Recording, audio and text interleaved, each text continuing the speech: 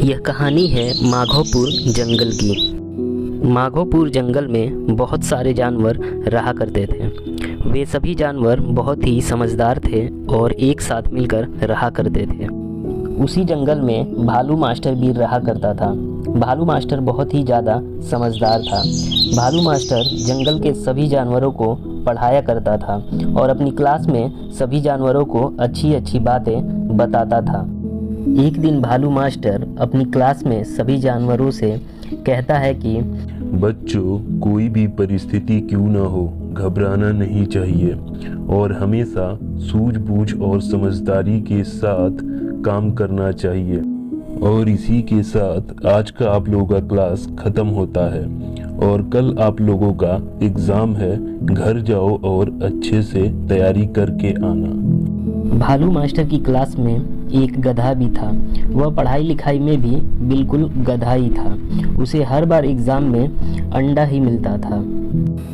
अगले दिन परीक्षा शुरू हुई। सभी जानवर परीक्षा देने के लिए उपस्थित हुए। भालू मास्टर ने सभी जानवरों से एक एक करके प्रश्न पूछे। सभी जानवरों ने प्रश्नों के उत्तर दिए। भालू मास्टर ने गधे से भी प्रश्न पूछे। गधे ने किसी भी प्रश्न का सही उत्तर नहीं दिया और गधे को इस बार भी एग्ज़ाम में अंडा ही मिला। फिर गधे ने परेशान होकर रोना शुरू कर दिया। हे, मुझे हर बार एग्ज़ाम में अंडा ही मिल जाता है। मैं बहुत ही परेशान हो गया हूँ। अब मैं क्या करूँ हे भगवान। ये सब कुछ पास की ही झाड़ियों में छिपकर एक भेड़िया देख रहा था। और जंगल के सभी जानवर जब चले जाते हैं तो भेड़िया गधे के पास जाता है और बोलता है कि क्या हुआ मित्र, तुम क्यों रो रहे हो?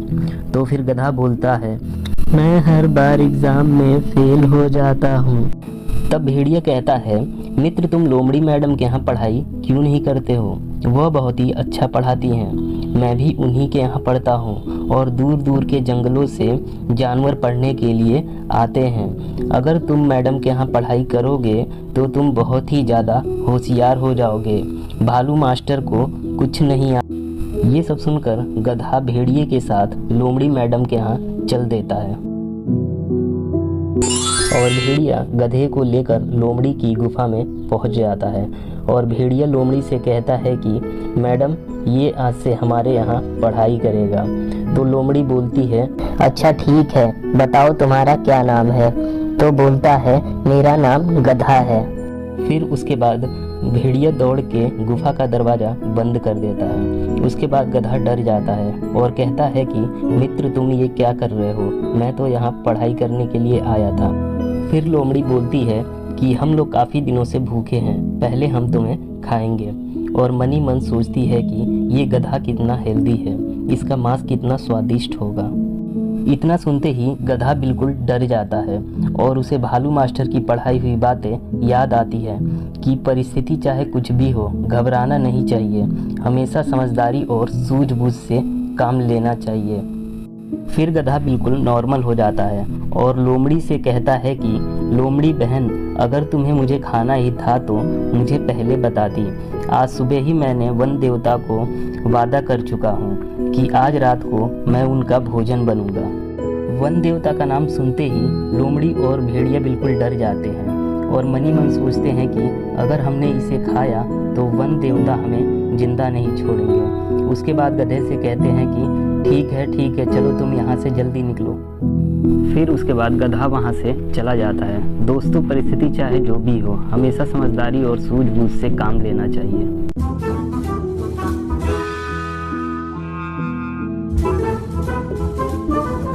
दोस्तों, ये कहानी है नर्मदा नदी के समीप बसे हुए तारामंडल गांव की।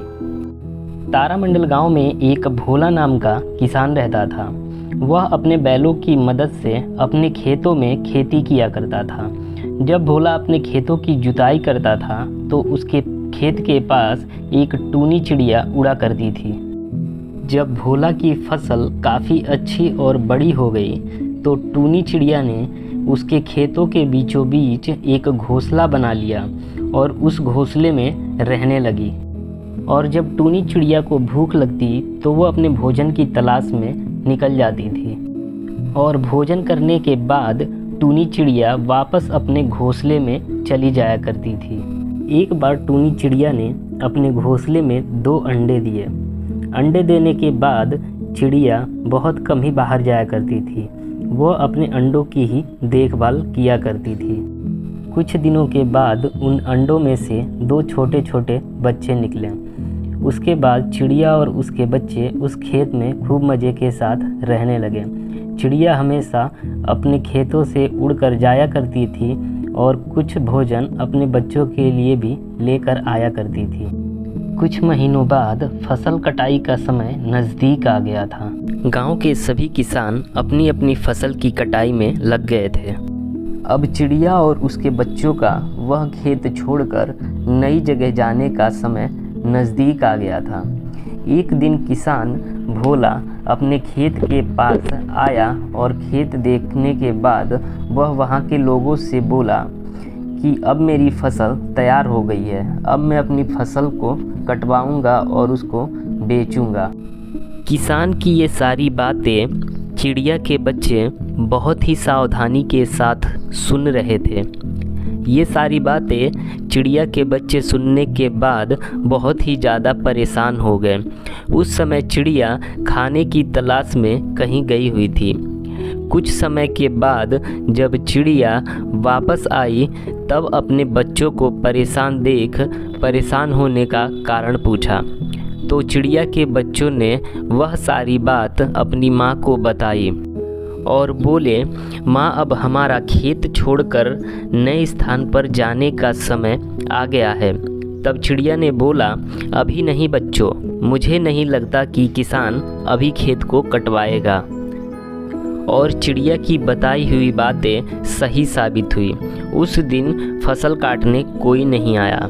अगले दिन शाम को जब किसान खेत में आया तो फसल को ना कटा हुआ देख बहुत ही गुस्सा हुआ और बोला, ये तो खेत काटने आया ही नहीं।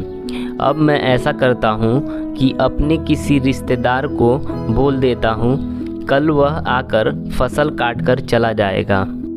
ये बातें भी चिड़िया के बच्चे बहुत ही ध्यान से सुन रहे थे और उस दिन चिड़िया के बच्चे और भी ज़्यादा परेशान हो गए।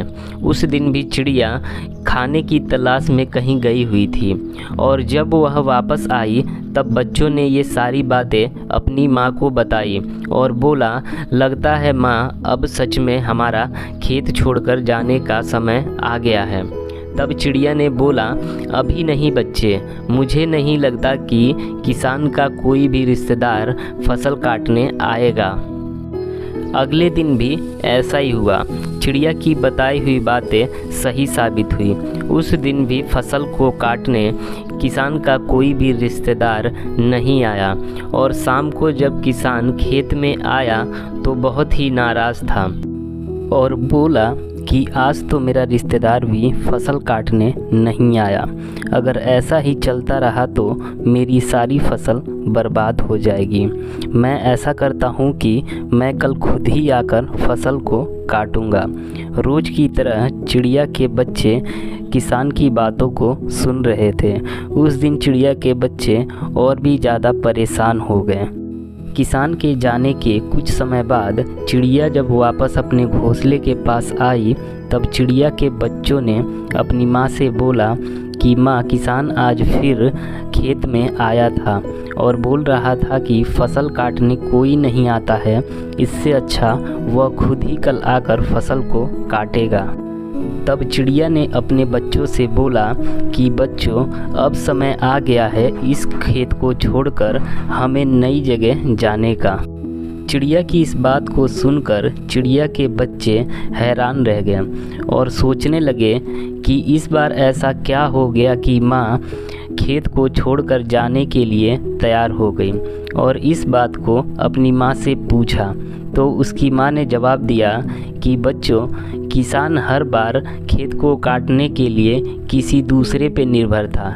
इस बार खेत काटने के लिए किसान ने खुद जिम्मेदारी उठाई है, इसलिए हमें आज रात को इस खेत को छोड़कर नई जगह जाना होगा। उसी दिन चिड़िया और उसके बच्चे उस खेत को छोड़कर चले जाते हैं। कहानी से शिक्षा, हमें अपना कार्य स्वयं करना चाहिए। हमें किसी दूसरे पर निर्भर नहीं रहना चाहिए। दूसरे भी हमारी मदद जब ही करते हैं जब हम अपना कार्य स्वयं करते हैं। दोस्तों, अगर आप लोगों को ये कहानी पसंद आई है तो हमारे चैनल को प्लीज़ सब्सक्राइब कर लीजिए। बहुत समय पहले की बात है। एक जंगल में एक बूढ़ा शेर रहता था। शिकार न कर पाने की वजह से वह बहुत ही कमज़ोर हो गया था। एक दिन वह खाने की तलाश में घूम रहा था, तभी उसे एक जेब्रा दिखाई देता है। एक दिन जंगल में उसे एक जेब्रा दिखाई देता है। वह उसका शिकार करने के लिए उसका पीछा करता है, लेकिन जेब्रा उसके हाथ से निकल जाता है। फिर वह अपनी गुफा में जाकर यह सोचता है कि अगर ऐसे ही चलता रहा तो मैं एक दिन मर जाऊंगा। तभी उसे एक तरकीब सूझती है। फिर वह बाँस से जाकर बोलता है कि इस जंगल में सभी जानवरों से जाकर कह दो कि शेर अब बहुत बीमार है और उसका आखिरी समय चल रहा है। बाज जंगल में जाकर यह सूचना सभी जानवरों को दे देता है। यह सुनकर सभी जानवर एक एक करके शेर से मिलने आते हैं और शेर से जो भी मिलने आता है उसे मारकर वह खा जाता है। तभी उधर से लोमड़ी जा रहा था। लोमड़ी ने सोचा कि शेर से उसका हाल चाल पूछा जाए। लोमड़ी बहुत ही चालाक था। उसने गुफा के बाहर से ही पूछा, महाराज कैसे हो आप? तभी शेर उत्तर देता है, मैं बहुत ही बीमार हूँ और कमज़ोर भी हूँ। मैं चल भी नहीं पा रहा हूँ और आँखों से कम भी दिखाई दे रहा है। आप मुझसे अंदर आकर मिलो। तभी लोमड़ी कहता है कि महाराज, जो जानवर अंदर गए हैं उनके पैरों के निशान तो हैं, लेकिन बाहर आने का निशान नहीं है, इसलिए मैं अंदर नहीं आऊँगा। फिर शेर कुछ नहीं बोलता है और लोमड़ी वहाँ से चला जाता है और जंगल में जाकर सभी जानवरों को इकट्ठा करता है और इकट्ठा करने के बाद सभी जानवरों से बताता है कि शेर को कुछ नहीं हुआ है।